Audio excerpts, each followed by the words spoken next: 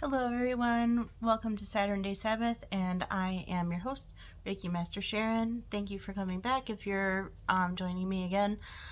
Today I would like to talk about spiritual activators. So last week we talked about spiritual awakenings, and spiritual activators can be a person, a place, event that happened in your life that kind of really shook you, or shook your energy to a point where you were then able to be open to receiving love and light from the Creator. So this can happen in what we consider to be good or bad ways. And I believe, God doesn't really discern much between the two. It's just kind of more so of what your personal soul needs for its evolution, because everything is happening for us and not to us. So this can look like a relationship, a long-term relationship ending.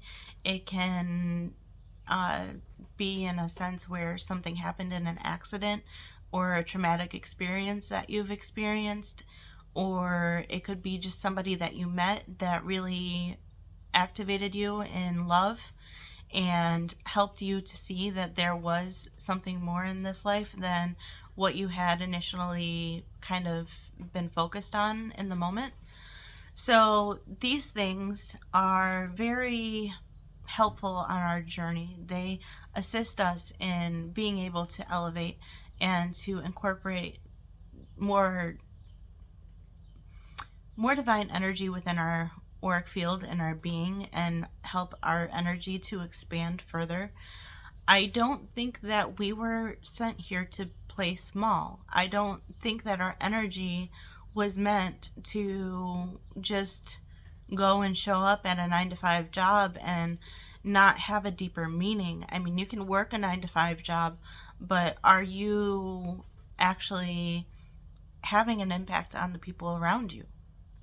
Are you showing who you truly are? Are you showing your true resonance, your true energy? Because that is what we need to really activate and help other people along their journeys, is to be our true authentic selves and step into our own power.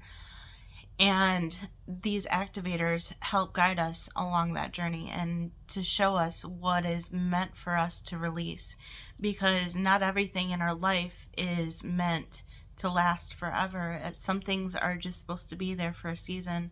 Some things are just there to help us learn and grow, and we're supposed to move past them and onto something else. And when we resist that, we can kind of get into trouble, because whatever we resist persists. And if you hear that nudge from spirit that God wants you to do something, God wants you to say something, God wants you to make something, to cultivate something, to be something, to show up for people in a certain way, and with a certain program, with a certain job, with a certain relationship, and you resist that because it's going to cause upheaval in your life, I got some bad news for you. God doesn't really care, because He is going to do whatever it takes to get you to a point where you are living your highest calling. And if you are ignoring those pushes, if you're ignoring those urges, that can show up as chaos in your life. It can show up in traumatic events that are meant to redirect you and guide you. So I really want to encourage you guys to be aware and be mindful of things in your life that may be causing you not to feel so happy, or to make you feel numb, or make you feel like you need to escape your physical reality to even cope, because that's how a lot of us end up in cycles of addiction, where we're trying to escape our reality, we're trying to numb the pain, we're trying to numb the thoughts that are in our head, because we have too many thoughts and not enough action. And I just want to encourage you guys today to really think about, what is one step that you can take, that you can commit to right now in this moment, where you can become and embody who you truly feel that God wants you to be and where He wants you to be. And as soon as you're done watching this video, or maybe even before you finish, I want you to go and I want you to do that. If you feel the urge right now, stop right now, go do it. Because that is what is going to allow growth. It's going to allow progress. Things are constantly changing, whether we want to admit it or not. You cannot stand still, and if you do, you're pretty much falling behind. That is something that I learned in a kind of one of those groups with Tony Robbins. Or I think it's Tony Robbins. It might have been Edward J.C. Smith when I was in my coaching program, but one of them was saying, if we aren't moving forward, if we're not making progress, at least 1%, then we're really just moving, we're regressing.